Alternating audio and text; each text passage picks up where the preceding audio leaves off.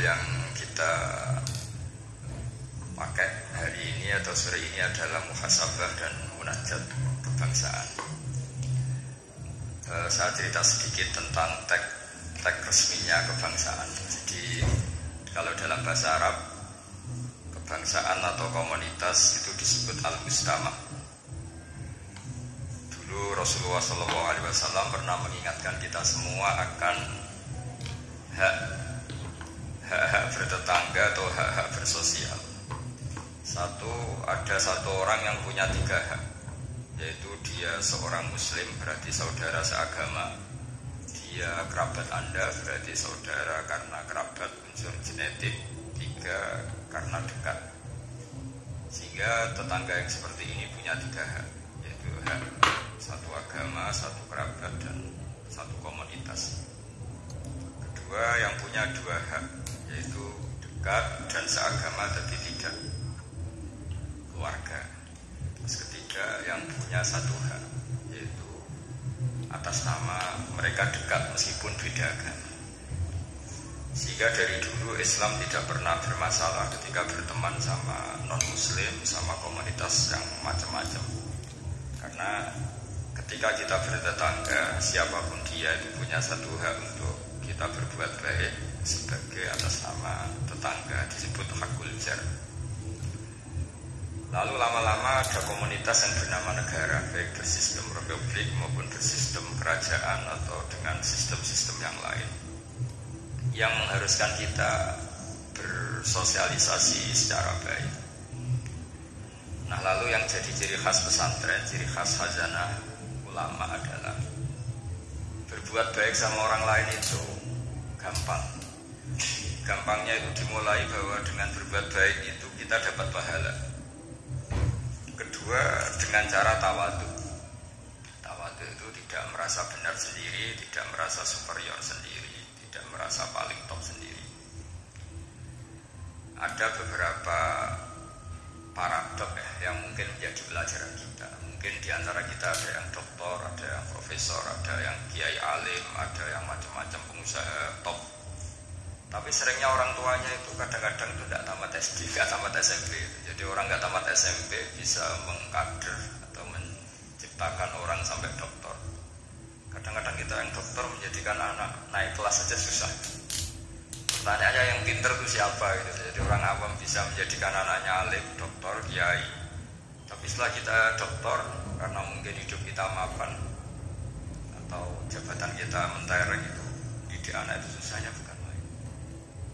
Sehingga di sini orang harus berlatih kearifan. Dulu mungkin ketika kita kecil, karena dengan segala keterbatasan keluarga kita, juga komunitas kita, atau zaman kita itu yang menggerakkan kehidupan itu kearifan. Sehingga orang itu bawaannya sudah bijak, mengalami apa saja bijak. Misalnya nggak punya uang ya tetap punya harapan. Tapi kalau sekarang nggak, belum sudah ditabungkan, diasuransikan, sehingga orang itu kepercayaan sama materi itu luar biasa, bergantung sama materi. Dan itu awal dari masalah ketika yang diangan-angan itu tidak ada, karena terlalu bergantung sama materi. Jika kita yang nekuni dunia ulama, nekuni dunia fikih, kita terus belajar bahwa orang-orang top itu dilahirkan dari kearifan, bukan dari hal yang bersifat materi. Kearifan ini penting. Saya beri contoh dulu.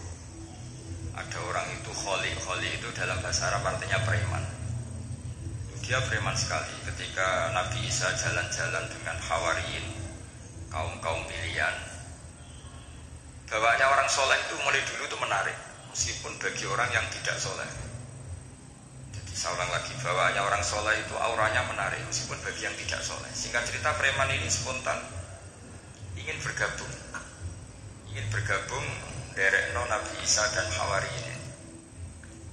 Tapi apa yang terjadi? Si Hawariyin, benderanya Nabi Isa, mempercepat jalannya karena beliau nggak mau sejajar dengan preman tadi. Si preman melambatkan jalannya karena nggak ingin setara atau segaris dengan yang Hawari, karena merasa tidak soleh. Masa orang nggak soleh kok jalan sama orang soleh? Itu merasa nggak pantas. Nah, yang Hawariyin merasa ingin cepat karena angkuhnya, gak ingin jejer orang preman. Saat itu juga Allah memberi wahyu kepada Nabi Isa. Wahai Isa, bilang ke santri kamu itu yang orang Hawariyin, semua kebaikannya saya hapus. Dan bilang sama yang preman itu, semua keburukannya tak hapus.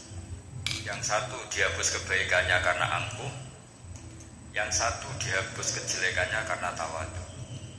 Kata Allah, liyasta'nifa al-amalah, dua-duanya harus mulai dari nol untuk menjadi orang baik. Yang satu kehilangan semua kebaikannya, yang satu kehilangan semua keburukannya. Sehingga dari cerita-cerita kitab seperti ini di kitab Ihya, saya menyaksikan sendiri guru saya Kiai Haji Maimun Zubair, bapak saya mulai cerita orang-orang soleh dulu. Itu bertetangga dengan siapapun tidak masalah.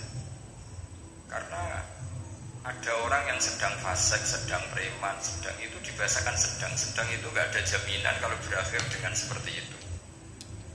Jadi bagian dari kearifan kiai berbangsa dan bernegara karena tidak pernah menstigmasi bahwa orang lain itu lebih buruk ketimbang kita. Sehingga ya kita nyaman saja, nyaman berteman siapa saja karena kita tidak pernah punya perasaan lebih baik.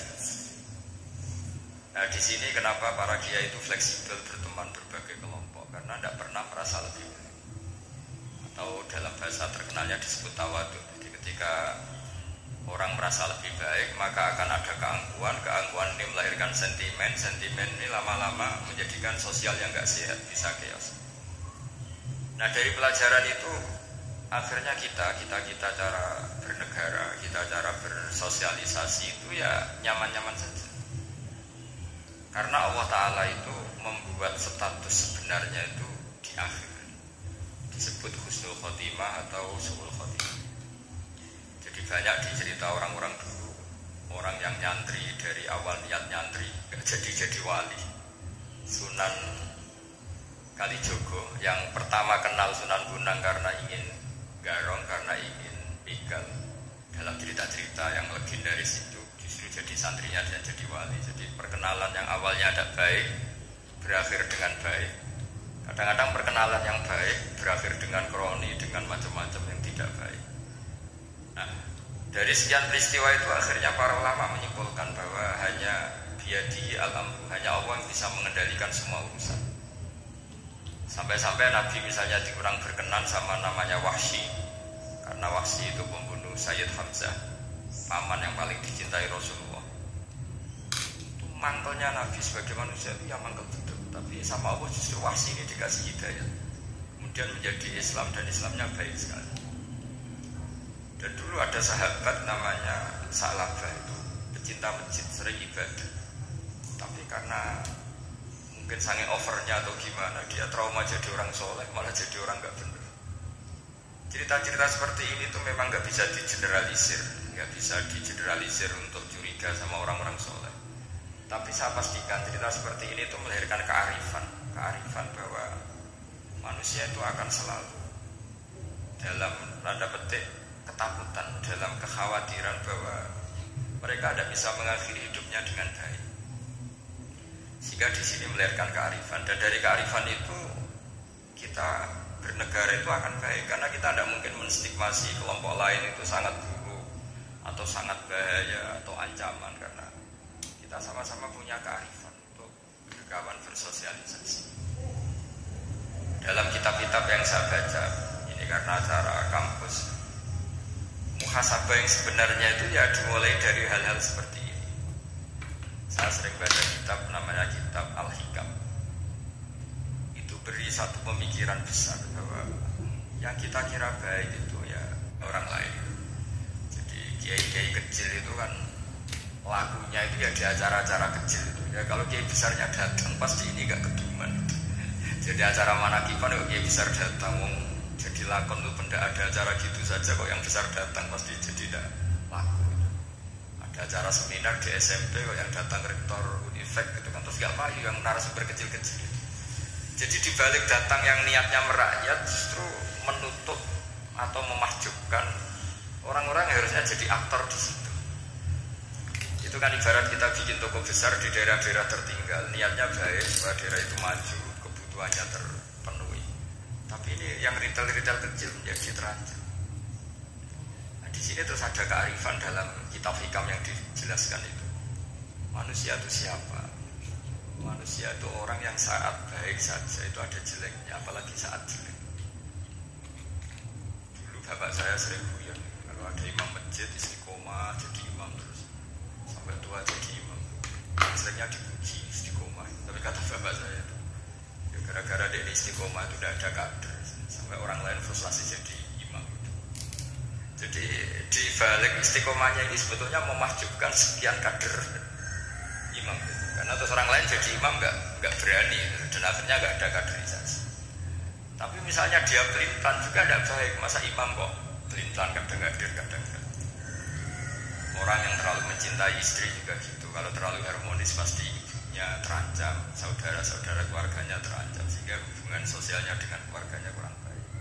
Begitu juga dengan teman-temannya. Jadi kalau agama menyarankan dengan istri yang mesra juga keliru, masa menyarankan begitu. Tapi kalau terlalu mesra pasti hak-haknya yang lain terganggu. Nah, ini yang disebut muhasabah. Muhasabah itu kata kitab hikam, kita harus mengevaluasi bahkan dalam hal-hal yang tadi yang baik.